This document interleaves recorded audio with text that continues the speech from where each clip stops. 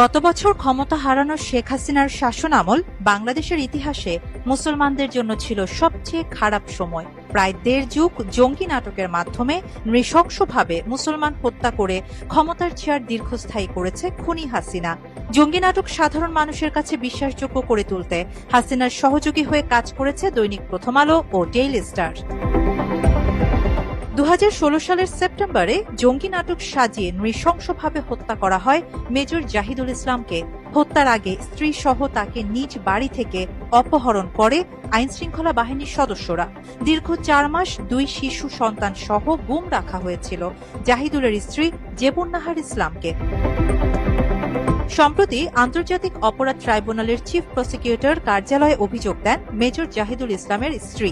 এরপর ঘটনাটি নিয়ে নতুন করে আলোচনা শুরু হয়। ঘটনা সম্পর্কে সামাজিক যোগাযোগ মাধ্যম ফেসবুকে পোস্ট দিয়েছেন তৌসিফ সালাম নামে এক ব্যক্তি।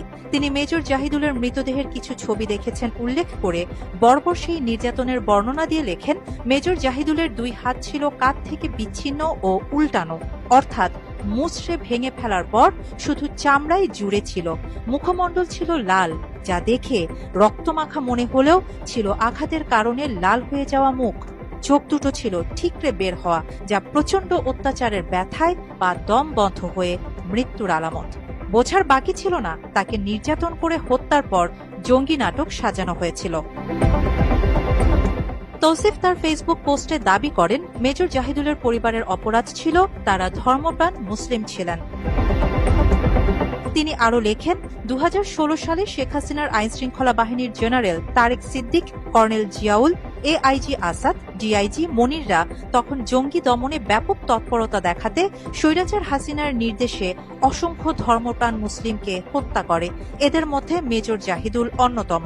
মাত্র 30% টাকায় জমির মালিক হয়ে নতুন বাংলাদেশের গড়ে তোলার স্বপ্ন দেখা বাংলা বসতি। সে সময় শেখ হাসিনার লিখিত স্ক্রিপ্টে সব গণমাধ্যম সংবাদ প্রচার করত বলে অভিযোগ করেন পোস্টদাতা সালাম। তিনি লেখেন, হাসিনার কুকুরেরা মেজর জাহিদের মতো এমন প্র্যাকটিসিং মুসলিমদের জঙ্গি সাজিয়ে মিডিয়াতে যেসব স্ক্রিপ্ট সাপ্লাই করত, সেগুলোকে আরও ট্রিভিয়াল ডিটেল যোগ করে আরও বিশ্বাসযোগ্যভাবে প্রচার করত দৈনিক প্রথম আলো, ডেইলি স্টার ও বিবিসি বাংলা। হাসিনার জঙ্গি নাটকে এই মিডিয়াগুলো সহযোগী ছিল দাবি করে তিনি আরও লেখেন, জঙ্গি বিষয়ে অনলাইন রিসার্চ করলে সবচেয়ে বেশি রিসোর্স ওই 3 মিডিয়া হাউসের কাছে পাওয়া যাবে। হাসিনার ঘনিষ্ঠ এই মিডিয়া হাউসগুলো জেনে শুনেই বছরের পর বছর জঙ্গি নাটককে সত্যের মোড়কে প্রচার করেছে।